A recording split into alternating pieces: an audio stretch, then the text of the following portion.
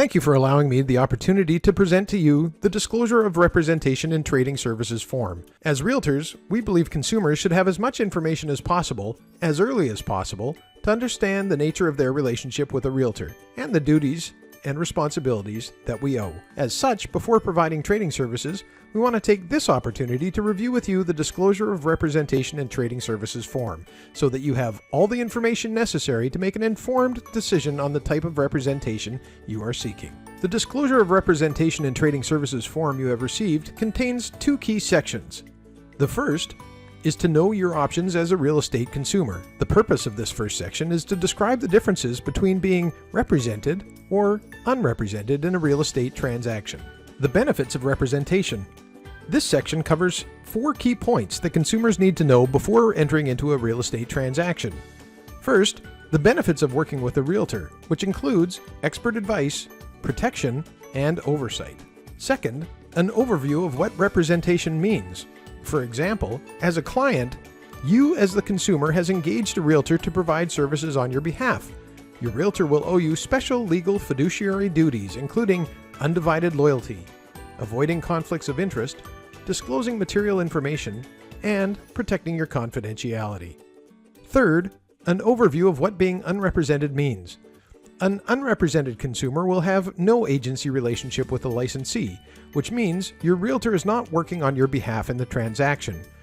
Your realtor may still provide some limited trading services, which include providing general market information and standard forms, helping people to correctly fill out paperwork, and presenting offers and counteroffers.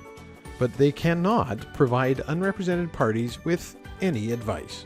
If you choose not to have a real estate professional represent you, you are considered to be an unrepresented party. You are not entitled to the special legal duties a client receives. No loyalty. The real estate professionals involved in the transaction may be representing clients with competing interests to yours. They must be loyal to their clients and not to you. No duty to avoid conflicts. No real estate professional is acting in your interests. No full disclosure. The real estate professionals involved in the transaction do not have a duty to disclose all relevant information to you. No confidentiality. The real estate professionals involved in the transaction must share any information you tell them with their clients.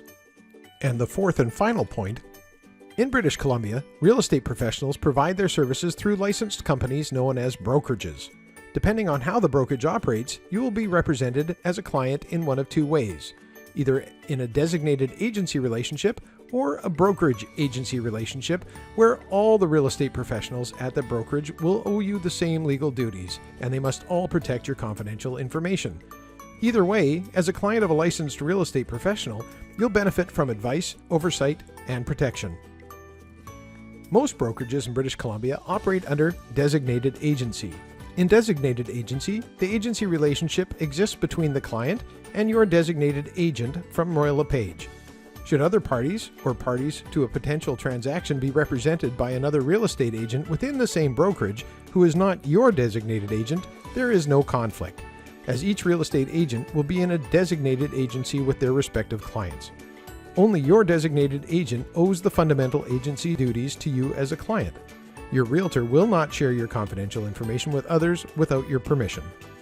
In the event that a realtor has a relationship with a buyer and seller, or a tenant and a landlord, the realtor must not represent either party unless they have obtained written consent from all parties. If this happens, a realtor can provide a referral to another designated agent who can provide the client with an agency relationship. The purpose of the last 2 pages of the Disclosure of Representation in Trading Services form is to document that the disclosure has been made to you, the consumer, and it includes a mandatory checklist and name signature field that the licensee will complete.